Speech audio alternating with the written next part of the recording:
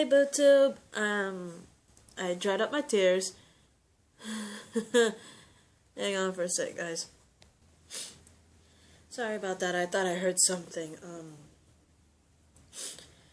But anyway, from the last episode, we all know that the church tower completely fell on the wall and breached. The wall's pretty much breached, and in comes the Walker Horde, and they come in and start to invade Alexandria, and we all know because it's just, oh my god, crazy, all kinds of chaos, and I'm sorry if I'm not that much into it. Like I said in the previous video, I'm like, but it was a very good episode. I really loved the episode, and what you call it? Hang on. I'm sorry about that. My dog was trying to sleep. I'm trying to help him fall asleep a little bit. But anyway, that Walker Horde, I'm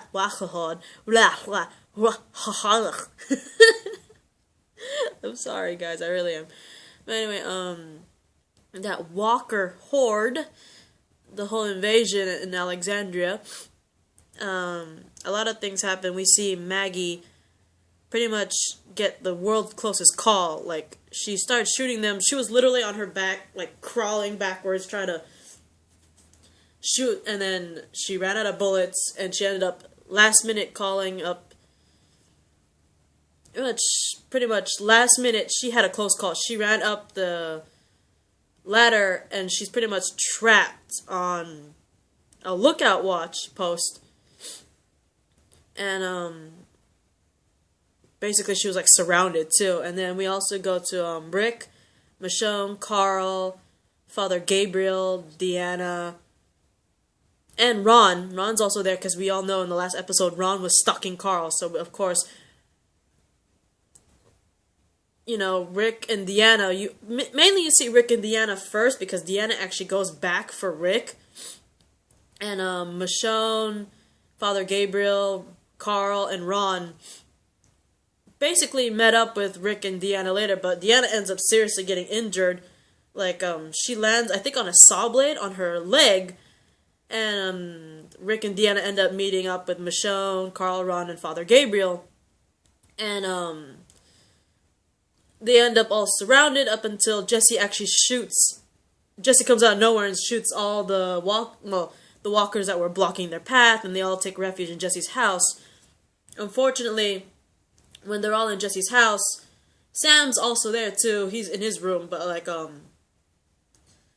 when they get to Jesse's house, they find out that not only did Deanna have a horrible injury from the saw blade on her leg, she also, sadly enough, actually got bit by a walker. And downstairs,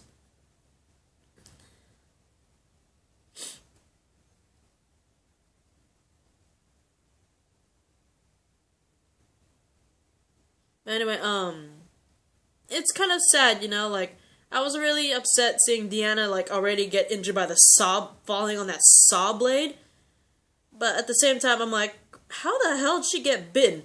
I'm trying desperately trying to, I wanted to rewatch it, but, I did not record this episode, and, like, last night was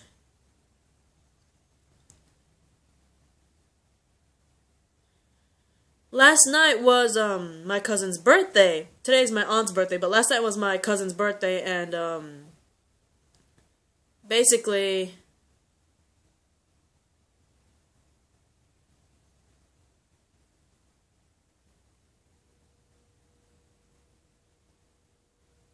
but yeah, sorry, I thought I saw something. But anyway, it was my cousin's birthday, and anyway, I didn't get back till like maybe 8-ish.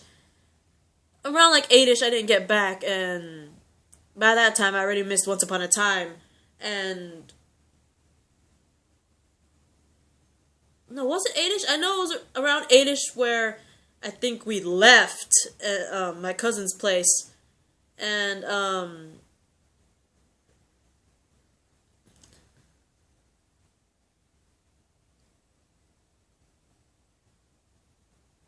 Sorry, I'm like wholly distracted. But anyway, where was I? I only watched the episode when it did the second showing around midnight, so I wasn't able to really rewind it or anything. But when she fell in the saw blade, I don't, how'd she get bitten? Obviously, the saw blade was on her calf. I think her calf, like somewhere on her leg. But then the bite mark was right here near her stomach. I don't remember seeing the bite mark. I don't remember seeing the walker that caused the bite mark, honestly. And, it's just a shame, because I really started to like Deanna. I like the fact that she's getting that confidence, and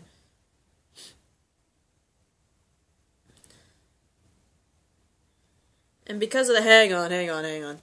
But anyway, I really felt bad for Deanna. You could see in Rick's face that, it was a fairly hard blow.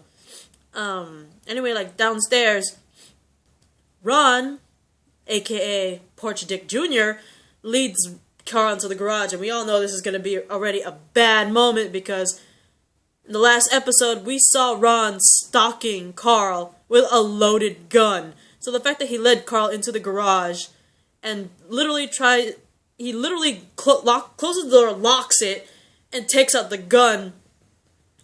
And, Carl actually sees that happen, and he's like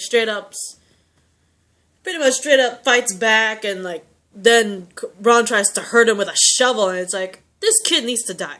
I mean, no offense, Jesse, your kids are bad children. I don't like them. Like, I get that Sam, the youngest kid, is really, really innocent. I get that, but the kid has really bad timing in this episode. Like, at the same time, it's like, Ron's just a dick. I hate him so badly.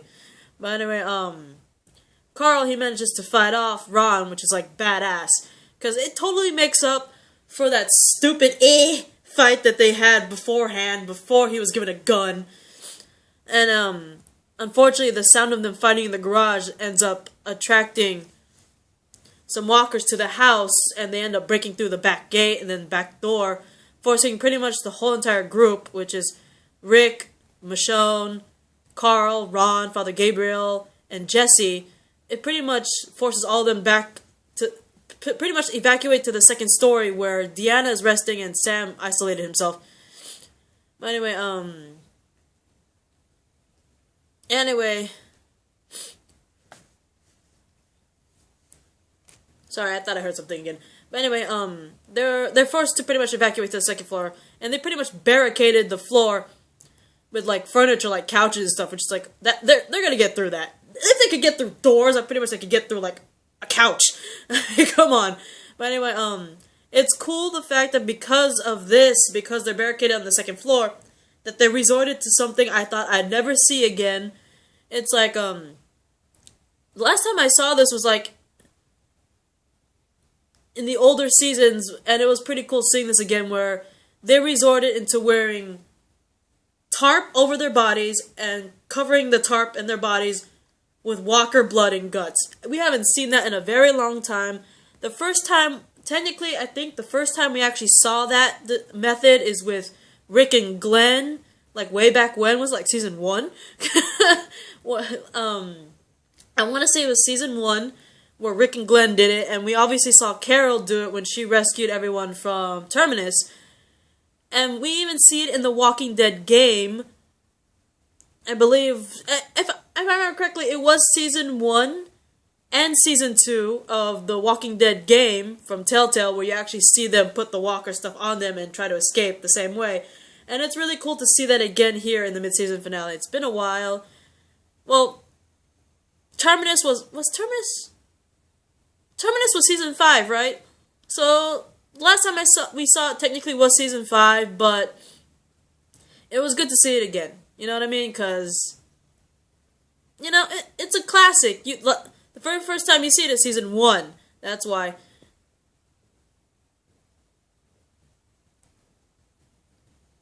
Anyway, of course you see Father Gabriel and Jesse and Ron. They're like kind of about it, because they never really dealt with this stuff. and you see like Rick and Michonne cutting up the two of the walkers that they killed and brought up with them to the second floor. You see Rick and Michonne, they're like cutting up they're cutting up the two walkers and they're putting it on themselves, putting on a Carl. But like but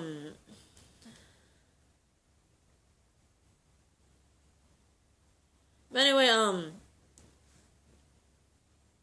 you can see in Jesse, Ron, and Father Gabriel, they never really dealt with this, so they don't know what to do. They're kind of semi-disgusted about it. At the same time, they know they have no choice. So there's that, but then there's also...